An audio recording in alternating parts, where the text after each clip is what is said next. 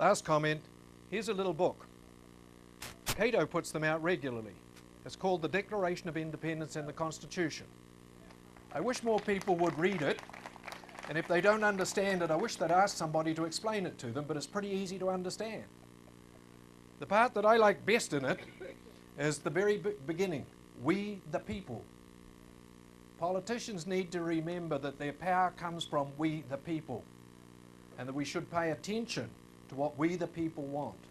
And we should be thinking about not what's in my best interests, but what's in the best interests of my country, my locality, my district, and in that order, not the other way round. So thank you, ladies and gentlemen. It's been a pleasure to be here with you today, and I know it's very hot, but I'm happy to take questions.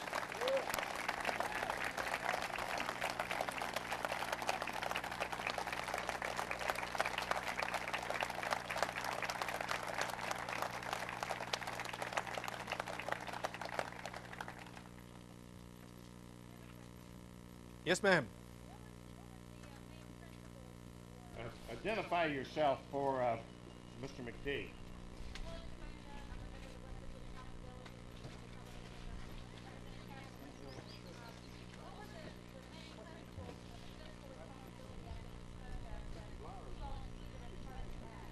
Okay. The question was, what were the main components of the Fiscal Responsibility Act? It said that the Fiscal Responsibility Act said that the government was required at all times to act in a manner that was fiscally responsible. That meant that it should balance its budget, and that if it wasn't able to balance its budget before it went into deficit, it needed to go to the Parliament to seek permission to go into deficit. In seeking that permission, it had to identify for how long it would be in deficit, and how it was going to repay the debt that accumulated during the period of that deficit before the authority could be given by the Parliament. No government has ever gone to the Parliament and asked for that authority since, because it immediately brands you as incompetent. It's a neat device, and it actually works. The Australians have done something similar, and they have what's called the Honesty in Budgeting Act, and it deals with some of the same kind of issues. One that they do that's very interesting is that they now require that their government look at current government policy 50 years forward, so that the consequences of today's decisions can be recognised, and that will act as some brake on the decisions that politicians might make. Yes, sir.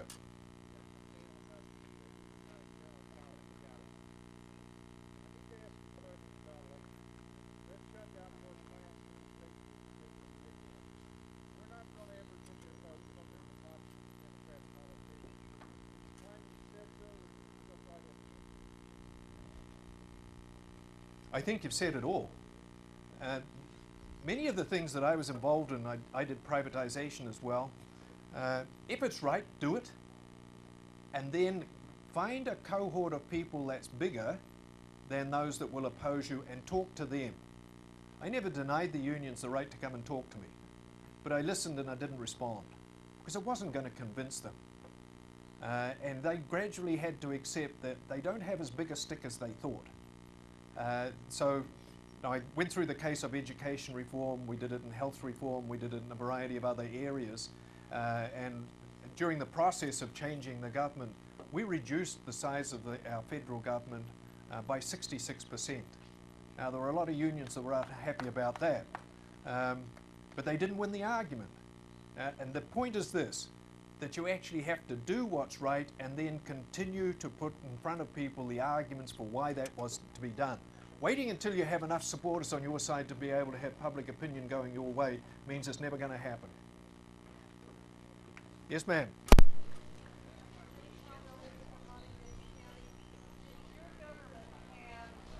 What we call earmarks, that ability for one politician to support a special project, and if so, did you get rid of them, and if so, how did you get rid of them? Okay. The answer is yes, we sort of did. And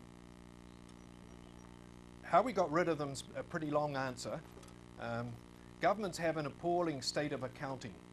And most governments account on a cash basis. They don't do it on an accrual basis. and an accrual accounting basis would show many of the problems that currently exist.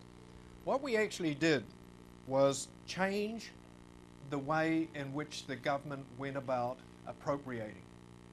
And when we appropriate monies, which is like a grant of money for people to go away and spend on good stuff, we change that appropriation into a purchase agreement which very specifically identifies exactly what the government is purchasing and what it expects to get. In education, we put money into remedial reading. The purchase agreement read in how many more children would be lifted to their biological age in reading tests. In healthcare, we measured it in terms of how many, by how much would we diminish this particular health problem. People on waiting lists for hip replacements, whatever it might be. By going into these purchase agreements, it was very difficult to put in place monies for something that had zero value, nugatory expenditure, because immediately it was totally transparent. The other thing is that one of my jobs was writing the budget. I was able to weigh up your pork bid against a variety of other things. And here's an actual example. On this occasion, I had 3 bids for a quantity of $5 million. One of which was to subsidize a railway line into what was a highly sensitive electoral district.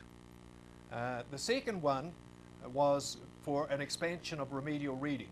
And the third one was to lift the vaccination rate of children in the Auckland area to 100% against hepatitis C.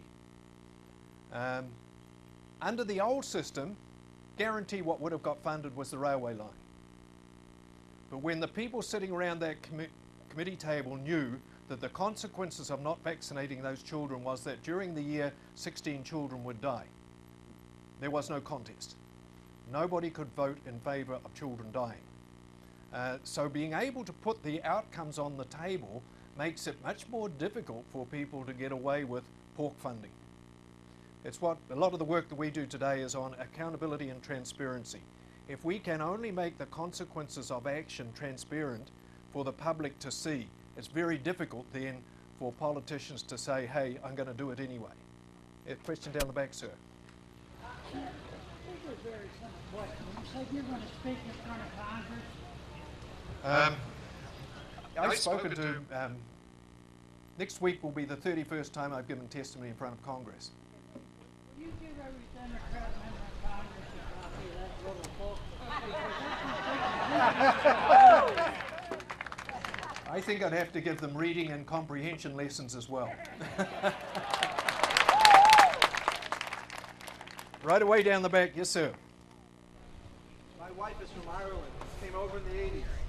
My daughter did a project this year for the State Social Sciences Fair on the Celtic Tiger. But what, in your mind, what is the importance of an educated workforce on the revival of Ireland?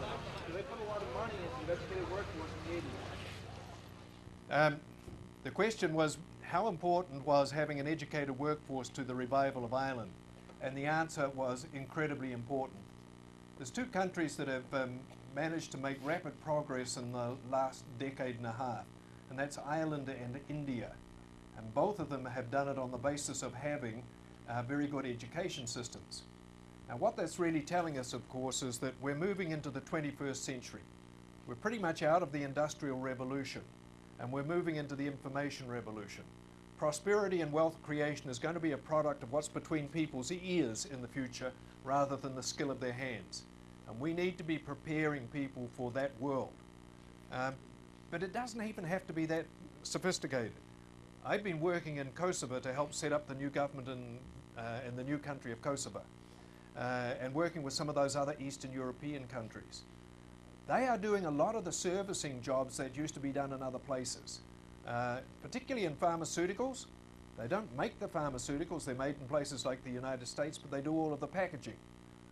And a lot of that stuff that goes with, you just got to be able to read the labels properly and you've got to be able to operate the computers. There are opportunities all over the place that allow jobs to move very rapidly from one place to another, because you don't need the huge investment capital that goes with a steel mill to ship the jobs today. You just need to be